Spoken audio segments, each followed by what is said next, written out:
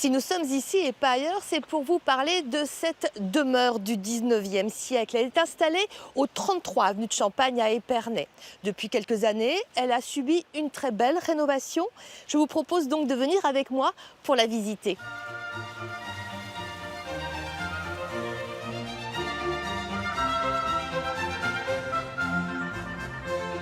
Cette maison, œuvre de l'architecte Charles Blondel, pour laquelle il reçut le prix de Rome en 1896, vient de renouer avec son histoire, intimement liée au champagne. Bonjour Sophie. Bonjour Gilles. Bienvenue chez Champagne de Venoge. Merci. Que de changements ici. Oui, vous allez voir, il y a eu beaucoup de changements.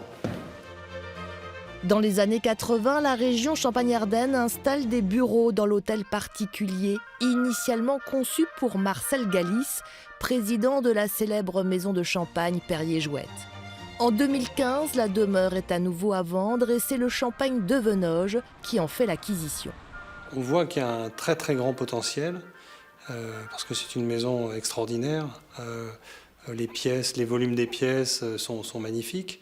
Par contre, la décoration est un peu spéciale puisque c'est une décoration des années 80 avec des couleurs un peu spécifiques, du violet, du noir, du rouge, des lumières un peu en plastique sur les plafonds. Donc il y a eu pas mal de travail pour la remettre dans l'état dans lequel elle était à la fin du 19e.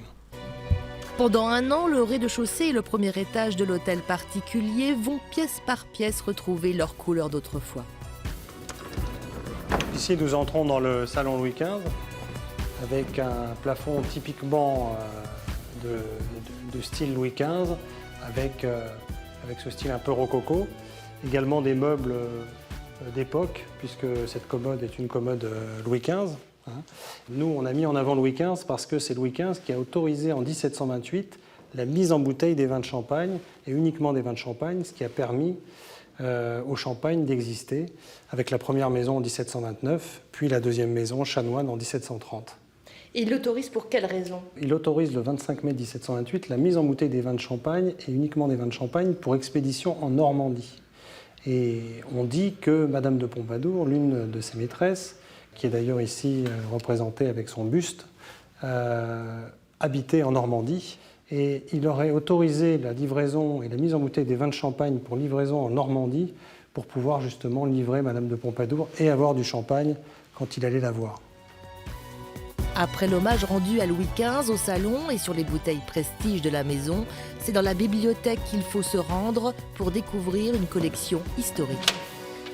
Ici, nous avons la collection d'étiquettes, avec un peu plus de 15 000 étiquettes du 19e siècle, dont certaines qui sont très très intéressantes,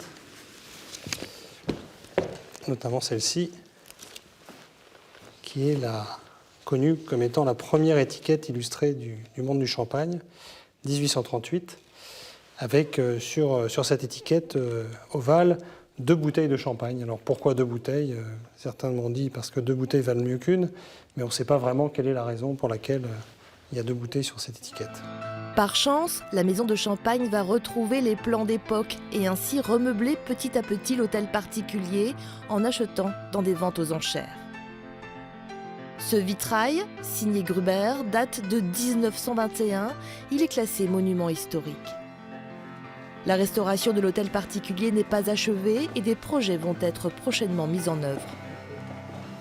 Donc ici, c'est l'étage de service. Tout à fait, on est dans l'étage de service et plus particulièrement dans la cuisine. Donc ici, l'idée, ça sera de restaurer cette maison, enfin cet étage, vraiment dans le goût du 19e siècle pour pouvoir permettre aux visiteurs de se rendre compte comment vivaient les riches familles champenoises à la fin du 19e siècle. Et quel est l'intérêt pour la maison de vouloir faire revivre comme à l'époque d'eux?